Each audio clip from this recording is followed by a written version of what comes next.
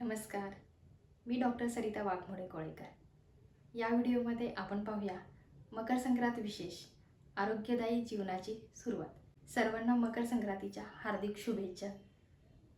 मकर संक्रांत हा केवळ तिळगुळाचा सण नसून ऋतू बदल आणि आरोग्याची काळजी घेण्याचा संदेश देणारा असा सण आहे। या काळात थंडीचा प्रभाव वाढलेला असतो, त्यामुळे शरीराला उष्णता, ऊर्जा आणि पोषण तत्वांची आवश्यकता असते।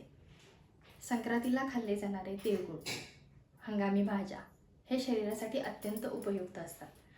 तिळगुळ हे शरीराला ऊर्जा, नैसर्गिक रक्तशुद्धीकरण आणि रोगप्रतिकारशक्ती वाढवणारे असे असतात।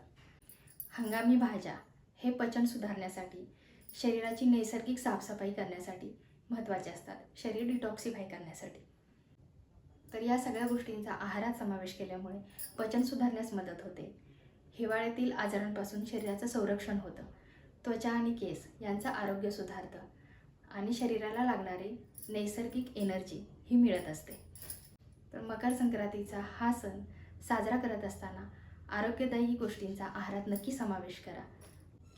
तुम्ही तुमच्या आहारात या गोष्टींचा समावेश करता का हे कमेंट बॉक्समध्ये नक्की सांगा।